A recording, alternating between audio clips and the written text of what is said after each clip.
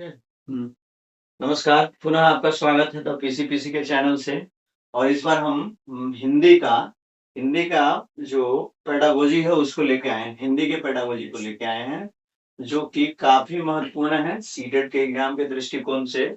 30 number का जो pedagogy आता है, खासकर जो हिंदी का शिक्षण शास्त्र है उसमें पेडागोजी भी रहता है। ठीक है, तो उस पेडागोजी को देखेंगे, क्योंकि ऐसे लोग समझते हैं कि हिंदी है आसानी से समझ जाएंगे, बना लेंगे। लेकिन ऐसा होता है कि अगर आप लापरवाही इस पर करते हैं तो बहुत कम नंबर इसमें आता है। तो अगर हम हिंदी के पेडागोजी को समझ लेते हैं तो इसमें अच्छा स्कोर करना बहुत आसान हो जाता है। तो उस दृष्टिकोण से हम हिंदी के पेडागोजी को लाए हैं, जो कि कई एग्जामों में पूछा गया है। उस चीज को देखने के लिए सारे शब्दों को समझेंगे, उसके ऑप्शंस को भी समझेंगे। तो ठीक है, हम आते हैं क्वेश्चन पे आते हैं। फर्स्ट क्वेश्चन स्क्रीन पर है आपका। कह रहा है कि भाषा का प्रारंभिक बोध होता है। ये बहुत इंपॉर्टेंट है। ठीक है, बहुत इंपॉर्टेंट है, कई बार ये आया है, लेकिन अगर समझ में आ रहा है इस चीज को तो बनाना बिल्कुल आसान हो जाता है। कह रहा है कि भाषा का प्रारंभिक बोध है। देखिए, बोध होता है तो ये प्रारंभिक शब्द जो है इस पर ध्यान देंगे, ये शुरुआती दौर की बात कर रहा है। ठीक है, तो कहता है कि भाषा का जो प्रारंभिक बोध होता है, कैसे होता है, कब होता है, तो ये किस तरह से होता है, तो कहा अनुकरण एवं श्रवण से। तो अनुकरण एवं श्रवण का कहने का मतलब हुआ कि जब बच्चे घर में रहते हैं या विद्यालय या कहीं भी रहते हैं, तो वो दूसरे का अनुकरण करते हैं। जो फैमिली के लोग बोलते हैं, आस पड़ोस के लोग बोलते हैं, उनको वो क्या करता है, अनुकरण करता है और उसको सुनता है। ठीक है, सुनता है, समझता है, उसके आधार पर उसका भाषा का विकास होता है। ठीक है, हम दूसरे ऑप्शन पर आते हैं। कहा है पठन पाठन से। देखिए, बच्चा अभी प्रारंभिक दौर में है। ठीक है, आप ये कह सकते हैं कि शिशुअवस्था में है या प्रारंभिक बाल्यावस्था में। इस समय उसका जो पठन पाठन जो है ये अभी हो सकता है कि नहीं चल रहा है, तो इस ऑप्शन को हम नहीं लेके चलेंगे हम। फिर कहा है चिंतन और मनन। देखिए, चिंतन और मनन जो है इसके लिए बच्चों का जो प्रारंभिक दौर है उसमें बच्चा चिंतन मनन नहीं कर पाता है सही ढंग से। तो चिंतन मनन नहीं कर पाता है तो फिर भाषा का बोध कैसे हो पाएगा। तो यहाँ हम कह सकते हैं कि चिंतन मनन भी नहीं चलेगा, क्योंकि प्रारंभिक दौर की बात की जा रही है। उसके बाद कहा है अध्ययन अध्यापन से, यानी पठन पाठन का ही आप कह सकते हैं कि दूसरा रूप है। यानी अध्ययन अध्यापन जो है पठन पाठन का ही दूसरा रूप हो गया। अगर हम अध्ययन अध्यापन बोले चाहे पठन पठन पाठन बोले, बात एक ही है। तो यहाँ सबसे मजबूत ऑप्शन जो आपका बनता है अनुकरण एवं श्रवण से। यानी प्रारंभिक बाल्यावस्था कह सकते हैं या शैशवावस्था में बच्चे जो हैं भाषा का जो उनका विकास होता है, भाषा का जो बोध करना शुरू करते हैं, समझना शुरू करते हैं, वो कब होगा यानी कैसे होगा, तो ये अनुकरण से बेस्ट होगा। ठीक है, क्योंकि प्रारंभिक दौर की बात है, इस पर ध्यान देंगे। चलते हैं, हम अगले क्वेश्चन को देखते हैं। तो नेक्स्ट क्वेश्चन में कहा है भाषा शिक्षण का ज्ञानात्मक उद्देश्य होता है। अगर भाषा सीखते हैं तो उसका ज्ञान से क्या उद्देश्य है, कैसा उद्देश्य है भाषा शिक्षण का। ठीक है, तो कह रहा है कि भाषा शिक्षण का ज्ञानात्मक उद्देश्य होता है। तो क्या ज्ञानात्मक उद्देश्य होता है, ऑप्शन पर देखें तो कहा कि छात्रों में भाषा के प्रति सम्मान जागृत करना, यानी भाषा के प्रति सम्मान। जैसे कि आप बोल सकते हैं कि आप बिहारी हैं, या आप बोल सकते हैं कि इंडियन है, तो इंडिया का भाषा मेनली हिंदी है, तो उसका सम्मान है, हम लोग उस पे ज्यादा फोकस करते हैं और उसको ये कह सकते हैं कि उसमें ज्यादा हम लोग पढ़ने पढ़ाने से संबंध रखते हैं, ज्यादा उसका प्रयोग करते हैं, बोलचाल की भाषा है। तो यहाँ ये सम्मान, अब यहाँ पे ये कह रहा है ज्ञानात्मक उद्देश्य। तो सम्मान जो है वो ज्ञानात्मक उद्देश्य नहीं होना चाहिए, क्योंकि हिंदी भाषी क्षेत्र से है तो हिंदी का सम्मान करना पड़ेगा, करेंगे हम लोग हिंदी का सम्मान। लेकिन यहाँ तो क्या है, हाँ, कह रहा है कि ज्ञानात्मक उद्देश्य। ठीक है, तो अब दूसरा कह रहा है छात्रों में एकता का भाव जागृत होता है। अगर ये अगर भाषा सीखता है तो एकता की भाव जागृत होता है। ठीक है, तो इस क्वेश्चन के अकॉर्डिंग अगर आप देखें तो ये ऑप्शन मजबूत नहीं बन रहा है। अब हम तीसरे ऑप्शन बात जाते हैं। तो कहता है देश की मूलभूत संस्कृति से परिचित परिचय कराना। यानी अगर हम भाषा सीखते हैं तो देश की मूलभूत जो संस्कृति है उससे परिचय होता है हमारा। देखिए ऑप्शन तो ये सब ठीक है, लेकिन जो सबसे मजबूत होगा वही ऑप्शन चलेगा ना आंसर में। कहा छात्रों को देश के विभिन्न भाषाएं, लोगों को जो विभिन्न भाषा को बोलते हैं उनसे संपर्क करने का योग्य बनाना, ये अलग अलग होगा, योग्य बनाना मतलब है कि आप बच्चों को भाषा सिखाते हैं तब भाषा के जरिए उसको योग्य बनाना है, जिससे कि वह विभिन्न देशों के लोगों से आराम से वो क्या कर सके, बात कर सके, उसको समझ सके, उनमें तालमेल बना सके, यानी भाषाई योग्यता के विकास हो सके, जिसके कारण उसको किसी के साथ वार्तालाप करने में, कन्वर्सेशन करने में समस्या नहीं हो। तो ये तीनों ऑप्शन जो आपका है, पहला, दूसरा, तीसरा, इसमें सबसे मजबूत ऑप्शन आपका 4 नंबर है। ठीक है, सबसे मजबूत ऑप्शन आपका है 4 नंबर। तो हम यहाँ पे आंसर में किसको लेंगे, 4 नंबर को लेंगे, यानी 4 नंबर जो है ये कह रहा है छात्र को देश के विभिन्न भाषाएं, जो भाषाई लोग हैं, विभिन्न भाषाई लोग कहने का मतलब है जो हमारे देश में कई तरह की भाषाओं को बोला जाता है, उन लोगों से संपर्क कर सके, तालमेल बना सके, वार्तालाप कर सके, इसके लायक बनाना क्या है, ज्ञानात्मक उद्देश्य है। ठीक है, तो ये सब कमजोर पहलू है, 4 नंबर आंसर होगा। अब आते हैं नेक्स्ट ऑप्शन पर, क्वेश्चन पर क्या है, कविता शिक्षण का मुख्य उद्देश्य है। अगर बच्चों को हम कविता सुनाते हैं, कविता सिखाते हैं या कविता को पढ़ाते हैं तो उसका मुख्य उद्देश्य क्या है, कविता शिक्षण का उद्देश्य क्या है। ठीक है, तो यहाँ पे अब देखेंगे ऑप्शन को, तो कह रहा है छात्रों को भाषा के शास्त्रीय पक्ष का ज्ञान देना। ठीक है, भाषा का कैसा पक्ष, तो शास्त्रीय पक्ष। दूसरा आते हैं ऑप्शन पर, छात्रों को भाव अनुसार वचन की दक्ष प्रदान करना। देखिए यहाँ दक्षता प्रदान करने की बात कर रहा है, यानी बच्चों को किसके अनुसार, यानी देखिए कविता में भाव होता है, कविता में क्या होता है, भावात्मक पक्ष होता है, तो उसके भाव के अनुसार, यानी कविता में क्या कहा गया है, क्या उसका थीम है, क्या उसका भाव है, उसमें उसको क्या कराना है, दक्ष बनाना है, मतलब वो समझ सके, जान सके। तो ये ऑप्शन आपका मजबूत है, इसको अभी होल्ड करते हैं। आगे वाले ऑप्शन को देखते हैं, कहा छात्रों के भावनाओं, ठीक है, भावनाओं का संवर्धन व रस अनुभूति कराना। ठीक है, छात्रों का जो भावना है उसका क्या करना, संवर्धन करना और रस की अनुभूति कराना। ठीक है, इस ऑप्शन पर फिर आते हैं, है ना, इस ऑप्शन पर फिर आते हैं, हम आगे देख लेते हैं ऑप्शन को।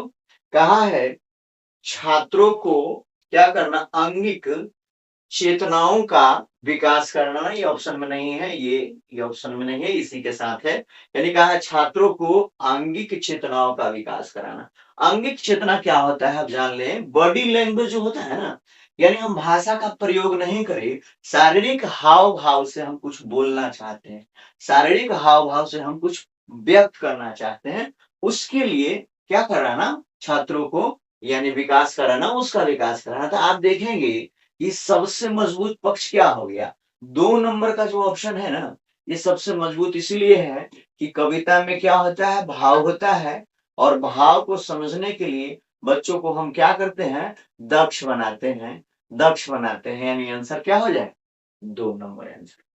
ठीक है, बाकी क्यों नहीं होगा आप जान रहे हैं, ये शास्त्रीय पुरुष का पक्ष है, ये अंगिक पक्ष है, और यहाँ भावनाओं का संवर्धन कराना है, भावना का विकास की बात कर रहा है, लेकिन कविता में भाव होता है और उसमें हमें दक्ष बनाना होता है।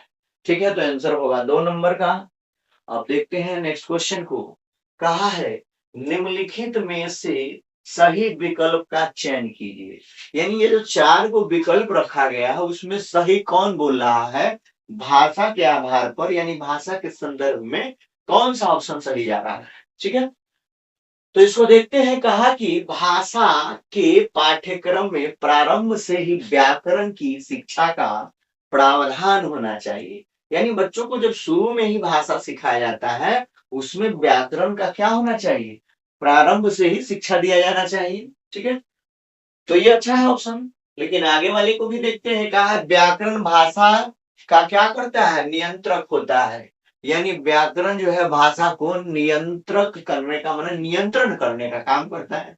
ठीक है, तीसरा ऑप्शन कहता है व्याकरण का क्रमबद्ध ज्ञान अवश्य है, यानी व्याकरण का क्रम के अनुसार ज्ञान होना चाहिए। 4 नंबर ऑप्शन कहता है भाषा के व्याकरण का मूल तत्व है, यानी भाषा जो है भाषा के व्याकरण का मूल तत्व है और शब्द ज्ञान। ठीक है, मूल शब्द क्या है, मूल तत्व क्या है, तो शब्द ज्ञान है। ठीक है, शब्द ज्ञान है। अब समझिए हमको तो कोई एक ही ऑप्शन लेना है। देखा जाए तो लगभग लगभग सब कुछ ना कुछ सही कह रहा है, लेकिन हमको चुनना है एक ऑप्शन और उसमें से बेस्ट ऑप्शन चुनना है जो ज्यादा क्या हो, वैल्यूबल हो और ज्यादा इंपॉर्टेंट हो और क्वेश्चन के अकॉर्डिंग हो। तो अब आप देखेंगे इसमें तो क्या हम क्या कर ले, इसमें पहला जो ऑप्शन है यानी भाषा के पाठ्यक्रम में क्या करना चाहिए, शुरू से ही व्याकरण की शिक्षा का प्रावधान रहना चाहिए। ठीक है, ये ज्यादा मजबूत हो रहा है। और ये नियंत्रण जो होता है नियंत्रक या नियंत्रण कहिए नियंत्रक, जैसे किसी पर किसी भाषा पर किसी चीज का डिसिप्लिन टाइप का ऐसा कुछ नहीं होना चाहिए। ठीक है, और व्याकरण का क्रमबद्ध ज्ञान हो, माने एक के बाद दूसरा दूसरा, ऐसा कुछ नहीं है कि व्याकरण का हमें क्रमबद्ध ज्ञान होना चाहिए, है ना। यानी कि जो व्यक्ति व्याकरण नहीं भी जानता है वो भी अगर परिवेश में है, अच्छे परिवेश में है और जिस भाषाई परिवेश में है उसमें वो आराम से बोल पाता है, समझ पाता है। तो सबसे यहाँ क्या कह रहा है, ये आपका पॉजिटिव पॉइंट है कि व्याकरण को प्रारंभ से ही पाठ्यक्रम में लगाना चाहिए। ठीक है, तो हमको एक ही चुनना है जिसमें सबसे मजबूत है 1 नंबर। ठीक है, 1 नंबर सबसे मजबूत पहलू बनता है। अब हम आते हैं अगले क्वेश्चन में। कहा है कक्षा शिक्षण में प्रश्न उत्तर हो रहा है। कक्षा शिक्षण में जब कक्षा चल रही है उसमें प्रश्न उत्तर प्रणाली का सबसे बड़ा लाभ है। प्रश्न उत्तर प्रणाली आप समझते होंगे।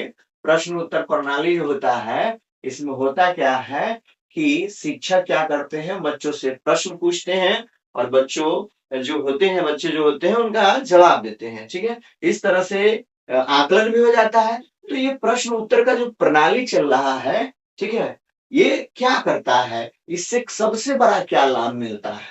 ठीक है, हम लोग भी आप लोग भी जब बच्चों से रूबरू होते हैं, बच्चों को पढ़ाते हैं तो कुछ कॉन्सेप्ट देते हैं, उसके बाद क्या करते हैं उनसे सवाल पूछते हैं, बच्चे जवाब देते हैं, तो वो प्रणाली होता है प्रश्न उत्तर प्रणाली। ठीक है, अब इससे सबसे बड़ा क्या लाभ होता है, तो कहा है छात्रों की प्रति भागिता रहित है। कदा छात्रों की प्रतिभागिता रहित है। रहित है मतलब आप समझिए, एक होता है सहित है ना, सहित है और यहाँ रहती है ना लिखा हुआ है, सॉरी, एगो सहित और एगो रहित होता है। तो वो तो आप लोग समझ रहे हैं कि सहित माने होगा, रहित माने क्या है, नहीं रहेगा। अब लेकिन यहाँ दूसरा चीज है, हम मिस्टेक में पढ़ दिए हैं, कह रहा है छात्रों की प्रतिभागिता रहती है। किसमें प्रतिभागिता किसमें रहती है, तो प्रश्न उत्तर प्रणाली में रहती है। इसीलिए क्योंकि जब आप क्या होते हैं ना कि सवाल पूछते हैं तो बच्चे कॉन्शियस होकर सुनते हैं। ठीक है, और कॉन्शियस होकर सुनते हैं तो उसका क्या करते हैं, जवाब देते हैं। तो बच्चे तो यहाँ क्या होते हैं, यानी प्रतिभागिता रहती है। कहने का मतलब बच्चे उसमें प्रतिभागी बने हुए रहते हैं, बच्चे उसमें पार्टिसिपेट रहते हैं, बच्चे उसमें सक्रिय रहते हैं। तो पहला ऑप्शन तो सही लग रहा है। ठीक है, यानी सक्रिय रूप से बच्चे उसमें भाग लेते हैं, तो ऑप्शन तो सही है। प्रतिभागिता रहती है कहने का मतलब सक्रिय रूप से बच्चे उसमें पार्टिसिपेट होते हैं। ठीक है, नेक्स्ट ऑप्शन में कहता है समय का क्या होता है, सदुपयोग होता है। समय का सदुपयोग तो कुछ में भी हो सकता है, यानी कि आप प्रश्नोत्तरी प्रणाली को चलाएं या कुछ बच्चों को समझाएं सिखाएं तो समय का सदुपयोग ही होगा। तो ये मजबूत नहीं। ठीक है, आगे कहा है छात्र अध्ययन के प्रति सचेत व अभिमुखी रहते हैं। अध्ययन के प्रति क्या रहते हैं, सचेत रहते हैं और अभिमुखी रहते हैं। ठीक है, अब अगला में कहा है शिक्षक का श्रम बच जाता है, यानी श्रम माने मेहनत। तो ये प्रश्न उत्तरी प्रणाली जब चलेगा तो शिक्षक भी तो सक्रिय रहेंगे, निष्क्रिय रह के तो नहीं होगा। तो इसमें क्या है, आप कह सकते हैं ये श्रम बचता है, गलत बात हो गया। ठीक है, तो यहाँ दो दो गलत चल गया, यानी कि हम यहाँ पे 4 और 2 को हटा देते हैं। अब हमारे पास आ गया है 3 नंबर ऑप्शन और आ गया है 1 नंबर ऑप्शन। अब ये दोनों में डिसाइड करना है कि किसको रखा जाए। तो कहा छात्रों की प्रतिभागिता रहती है। दूसरा कहा छात्र अध्ययन के प्रति सचेत व अभिमुख रहते हैं। देखिए अब हमारे पास क्या हो गया ना, इसको अब कमजोर कर दिया ये। हालांकि ये भी बहुत सही है, बहुत हद तक सही है, लेकिन इस पर ये भारी कैसे पड़ गया। तो ये कहा है कि प्रश्नोत्तरी प्रणाली जब चलती है तो छात्र जो होते हैं वो देखते रहते हैं, समझते रहते हैं, अध्ययन के प्रति क्या हो जाते हैं, सचेत हो जाते हैं और अभिमुख रहते हैं। यानी ये कह सकते हैं अभिमुख का अर्थ हुआ कि वो ताक में रहते हैं, वो ध्यान में रहते हैं कि हमसे क्या पूछा जाएगा और हम उसका जवाब कैसे दे पाएंगे। तो इसीलिए क्या रहेंगे, वो सचेत भी रहते हैं और अभिमुख भी रहते हैं। तो यहाँ पे इसको अगर हम यहाँ पे कह सकते हैं प्रतिभागिता रहती है, और यहाँ दो चीजों को ले आया है, यानी एक लाया है सचेत। सचेत कहने का मतलब सक्रिय से है, और अभिमुख कहने का मतलब है, अभिमुख कहने का मतलब हो गया कि वो एक्टिव रहते हैं, और जो प्रश्न प्रणाली जो चल रहा है वो इस इंतजार में रहते हैं, या ये कह सकते हैं आप कि उसमें कॉन्शियस बने हुए रहते हैं। ठीक है, कि हमसे क्या पूछा जाएगा और हम क्या जवाब देंगे। तो इससे थोड़ा सा मजबूत ये बन जाता है, तो हमको तीसरा आंसर लेना पड़ेगा, क्योंकि यहाँ दो दो बात को शामिल कर दिया है। ठीक है, अगर ये ऑप्शन नहीं रहता तो एक नंबर सही है। आगे बढ़ते हैं। कहता है प्राथमिक स्तर पर भाषा सीखने में भाषा संबंधी कौन सा संसाधन सर्वाधिक महत्वपूर्ण है। जब बच्चे प्रारंभिक स्तर पे है, प्राथमिक स्तर पे यानी विद्यालय जाना प्रारंभ किए हैं, उस स्तर में अगर देखा जाए तो भाषा संबंधी जो संसाधन है, कौन सा संसाधन आप समझ रहे हैं। संसाधन का मतलब कोई भी वस्तु जो आपके काम आए या आपका काम आसान बना देता है, वो संसाधन होता है। ठीक है, तो सर्वाधिक महत्वपूर्ण कौन संसाधन है। जब बच्चा अभी विद्यालय जाना प्रारंभ किया है, प्राथमिक विद्यालय में भी पढ़ रहा है, कौन सा संसाधन उसको ज्यादा हेल्प करेगा। ठीक है, तो संसाधन का नाम यहाँ पे लिखा हुआ है। पहला में कहा है कंप्यूटर है, दूसरा में कहा बाल साहित्य है, तीसरा में कहा समाचार पत्र है, चौथा में टेलीविजन है। देखिए अब यहाँ पे दिक्कत क्या है कि कंप्यूटर जो है, कंप्यूटर सभी बच्चों के पास नहीं हो सकता है। ठीक है, उसके बाद टेलीविजन भी सभी बच्चों के पास नहीं हो सकता है। उसके बाद है समाचार पत्र जो है, समाचार पत्र अभी प्रारंभिक स्तर पर, प्राथमिक स्तर पर बच्चे में इतनी योग्यता नहीं है कि वो समाचार पत्र को पढ़ सके, समझ सके। ठीक है, तो इसको तो ऐसे ही हम हटा देंगे। अब बच गया बाल साहित्य।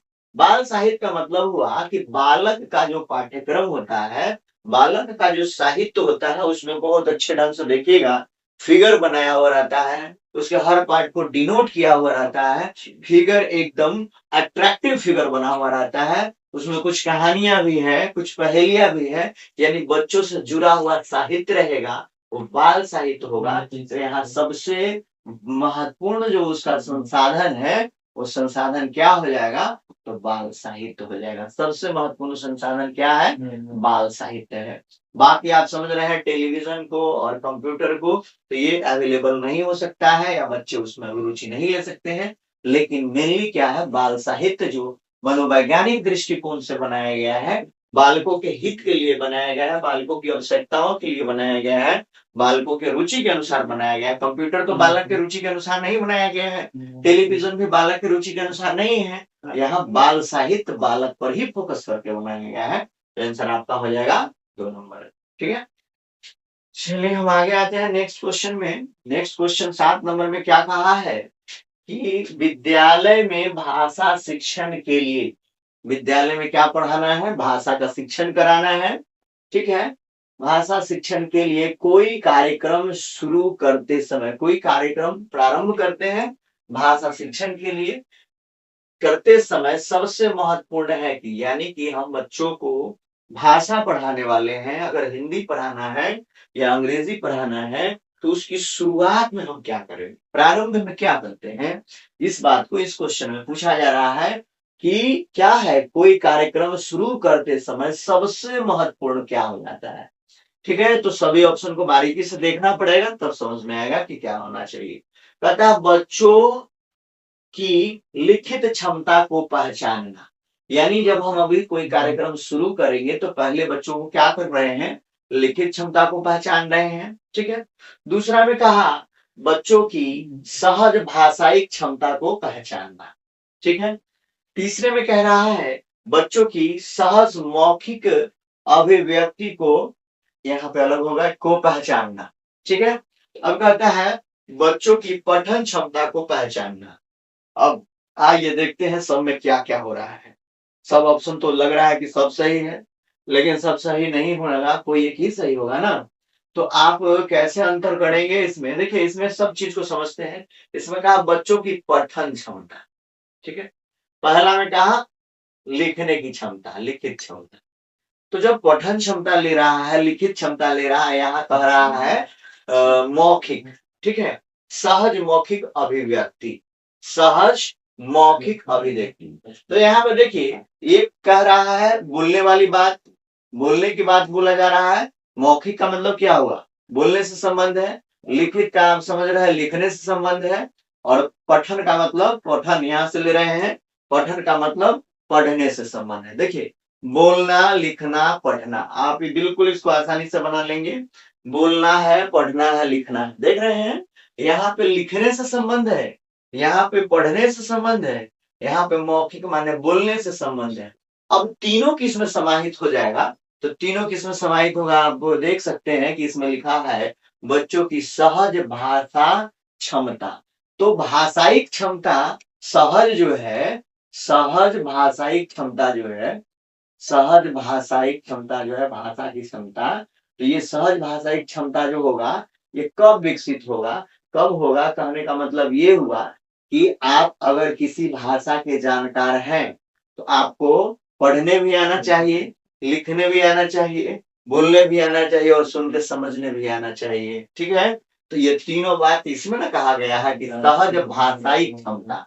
अगर हमारे पास भाषाई क्षमता है तो हम क्या कर सकते हैं? अगर इंग्लिश का भाषाई क्षमता हमारे पास है तो हम इंग्लिश बोल भी सकते हैं, इंग्लिश पढ़ भी सकते हैं, इंग्लिश लिख भी सकते हैं और इंग्लिश सुन के समझ भी सकते हैं। तो इसका मतलब है कि हमारे पास सहज भाषाई क्षमता है। आंसर क्या हो जाएगा? 2 नंबर हो जाएगा। क्योंकि सहज भाषाई क्षमता में पढ़ना, लिखना, बोलना, सुनना, चारों का चारों जो इसके स्किल्स है, लैंग्वेज स्किल्स है, वो शामिल है, ठीक है। तो आंसर हमारा 2 नंबर का है। अब आते हैं नेक्स्ट क्वेश्चन पर। नेक्स्ट क्वेश्चन में कहा है बच्चे अपनी मातृभाषा का प्रयोग करते हुए हिंदी भाषा की कक्षा में अपनी बात करते हैं, यह बात है। कहने का मतलब ये हुआ कि अब हम क्लास चला रहे थे, उस क्लास में क्या हुआ कि बच्चे जो है वो हिंदी में बात कर रहे हैं, ठीक है। अपनी जो उनकी मातृभाषा है उसमें वो बात कर रहे हैं, ठीक है। जो मदर लैंग्वेज है उनमें बात कर रहे हैं, उस भाषा में बात कर रहे हैं। तो हो सकता है किसी का मदर लैंग्वेज हिंदी हो, किसी का मदर लैंग्वेज इंग्लिश हो, किसी का मदर लैंग्वेज उर्दू हो। तो अगर बच्चे जब आएंगे विद्यालय में तो उर्दू भाषी होंगे तो उर्दू में बोलेंगे, जो हिंदी भाषी होंगे तो हिंदी में बोलेंगे, जो इंग्लिश भाषी होंगे तो इंग्लिश में बोलेंगे। तो क्या ये बच्चे जो ऐसे बोल रहे हैं वो बात कैसा है, गलत है कि सही है? ठीक है। तो कहा कि ये बात स्वाभाविक है। दूसरा में कहा ये बात निंदनीय है, माने शिकायत वाली बात है। तीसरा में कहा ये बात विचारणीय है, मतलब इस पर विचार किया जाए। चौथा बात कहा ये 4 नंबर में ये बात ठीक नहीं है, अनुचित है, बिल्कुल बेकार है, ठीक है। अब देखिए कि जब बच्चे, हमने पहले बोला कि जो हिंदी भाषी होंगे वो हिंदी बोलेंगे। किसी चीज को अगर हम पूछते हैं, कोई भी क्वेश्चन करते हैं या भाषा का कोई क्लास चल रहा है तो उसमें वो ज्यादा कंफर्ट फील करेंगे जो उनका अपना भाषा है। तो ये क्या है? यह बात तो उसका क्या है? स्वाभाविक है। ये स्वभाव से जुड़ा हुआ है, व्यवहार से जुड़ा हुआ है, संस्कृति से जुड़ा हुआ है, ठीक है, उसके परिवेश से जुड़ा हुआ है। तो ये क्या आंसर हो जाना चाहिए? स्वाभाविक आंसर हो जाना चाहिए। यानी बच्चे स्वाभाविक रूप से बोलते हैं। आप कहीं जाइएगा, आप हिंदी भाषी हैं, हिंदी अच्छे से ढंग से समझते हैं, जानते हैं, तो आप पहले किसी भी चीज को पूछा जाएगा तो सबसे पहले आप हिंदी में ही बोलेंगे, उसको समझाएंगे। तो ये कैसी बात है? स्वाभाविक, ठीक है। विचारणीय कमजोर पड़ जाएगा, स्वाभाविक नहीं रहता तो ये हो सकता था। और ये दोनों तो बिल्कुल निगेटिव है, 2 नंबर और 4 नंबर बिल्कुल निगेटिव। ठीक है, तो चलते हैं हम नेक्स्ट क्वेश्चन में। इसमें हम देख रहे हैं क्या कहा गया है, ये 9 नंबर का क्वेश्चन है। इसमें कहा गया है छोटे बालकों की कल्पना शक्ति का विकास करने का सबसे उपयुक्त माध्यम है। बच्चा अभी छोटा है, ठीक है, प्रारंभिक दौर में है, शैशवावस्था में है, ठीक है। अब कह रहा है कि इसका जो भाषाई कल्पना शक्ति जो है का विकास करने का सबसे उपयुक्त तरीका कौन सा है, क्या किया जाए कि उसका विकास हो, ठीक है। तो उसका कल्पना शक्ति का विकास हो, कल्पना शक्ति के विकास की बात की जा रही है। तो कहा क्या है कि महापुरुषों की जीवनी उसको सुनाइए, ठीक है। दूसरा में कहा कि परियों की कहानी सुनाइए। तीसरा में कहा रसानुभूति कराइए, उसको कविता सुनाइए और उस कविता में कौन सा रस का प्रयोग किया गया है उसको सुनाइए। चौथा में कहा पौराणिक कथाएं सुनाइए। अब देखिए बच्चे अभी बहुत छोटे हैं और मान लीजिए 2-3 साल के हैं, 4 साल के बच्चे हैं, तो उसमें क्या है कि आप क्या करेंगे, जो उसमें कल्पना शक्ति बढ़ेगा, उसका मतलब सोचने समझ इमेजिनेशन पावर उसका बढ़ेगा। तो क्या करना पड़ेगा, तो देखते हैं। तो महापुरुष, देखिए महापुरुष की अगर हम जीवनी सुनाएंगे तो बच्चे अभी बहुत छोटे हैं, मान लीजिए 2 साल के हो सकते हैं, 3 या 4 साल के बच्चे हैं, अभी प्रारंभिक दौर में हैं, तो महापुरुष के बारे में नहीं जानते हैं महापुरुष होते क्या हैं, उनका क्या स्ट्रेटेजी रहा है, क्या हिस्ट्री रहा है, क्या किए हैं, उससे उसको कोई मतलब नहीं है। तो ये अगर महापुरुष की अगर हम जीवनी सुनाएंगे तो बच्चे जो है परेशान करने लगेंगे, भागने लगेंगे, सुनना नहीं चाहेगा, ठीक है। दूसरा है परियों की कहानी। अभी इस पर आते हैं, पहले बात को इसको देख लेते हैं। ये 3 नंबर 4 नंबर को देख, रसानुभूति की बात अगर हम करेंगे तो रसानुभूति में क्या होगा, अब हम कविता सुनाएंगे, उसमें कौन भक्ति रस है, कौन सा रस है, ये रस क्या होता है उसको तो पता नहीं है, ठीक है। कविता तो वैसे रैम्स की तरह पूरा याद कर लेता है, तो यहाँ पे क्या होगा, रसानुभूति की क्षमता भी नहीं है, यानी ये समझ नहीं पाएगा, तो ये बिल्कुल बेकार है। अब क्या है, पौराणिक कहानी, बहुत पुरानी कहानी, ठीक है, ऐसी कहानी जिसमें उसको मन नहीं लगेगा, तो सबसे बेस्ट क्या होगा, अगर हम उसको परियों की कहानी सुनाएंगे कि परी आसमान से आती है, ठीक है, और जमीन पर सभी बच्चों को चॉकलेट दे के जाती है, या क्या कुछ भी कह सकते हैं।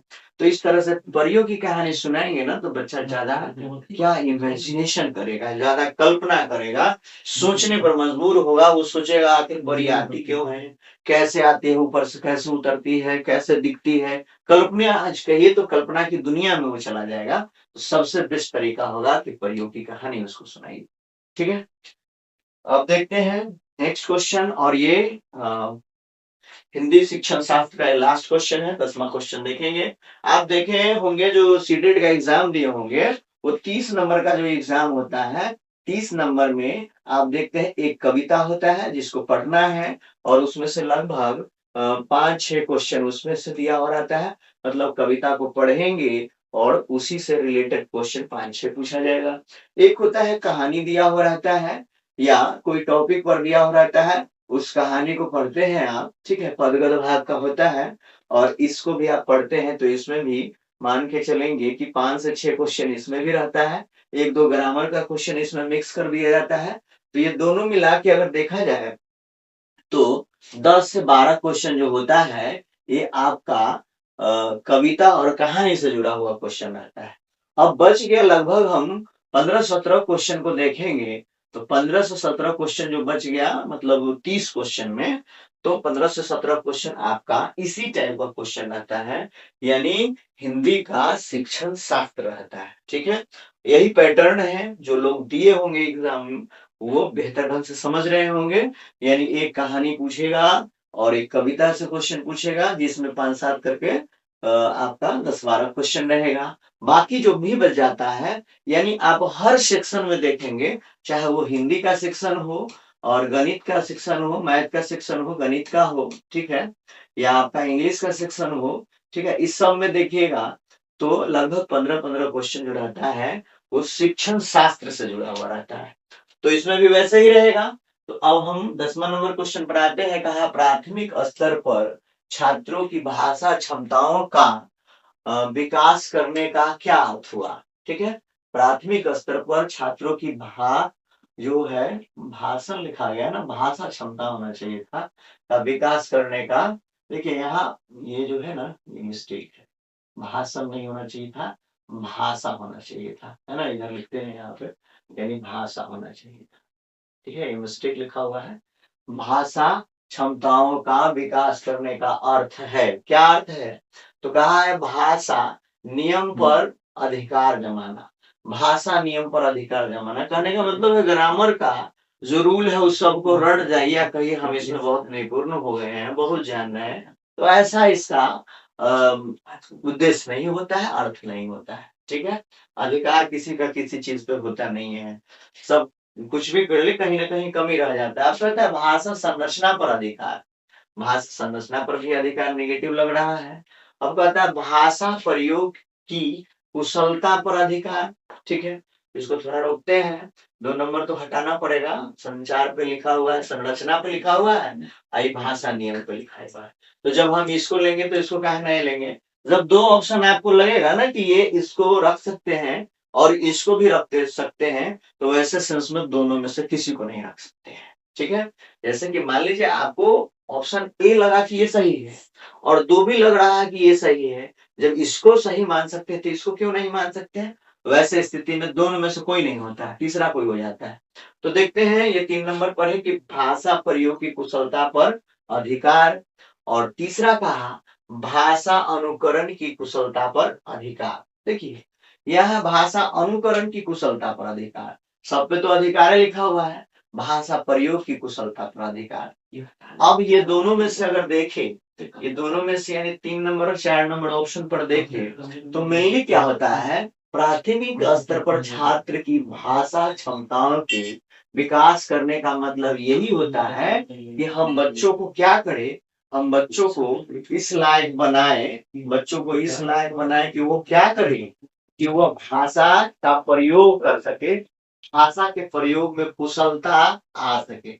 जनरली हम जब बच्चों को भाषा पढ़ाते हैं ना, तो हमारा ध्येय होता है, हमारा जो मेनली उद्देश्य होता है, वो उद्देश्य यही होता है कि प्रयोग में, भाषा प्रयोग में उसको क्या बना देना है, तो भाषा प्रयोग में कुशल बना देना है, भाषा प्रयोग में कुशल बनाना है। यही मेन उद्देश्य होता है प्राथमिक स्तर पर हम बच्चों को जब भाषा का विकास कराना चाहते हैं, तो मेन जो ध्येय है, उद्देश्य है, एम है, ऑब्जेक्टिव है, यही रहता है कि उसको हमको भाषा प्रयोग में दक्ष बनाना है।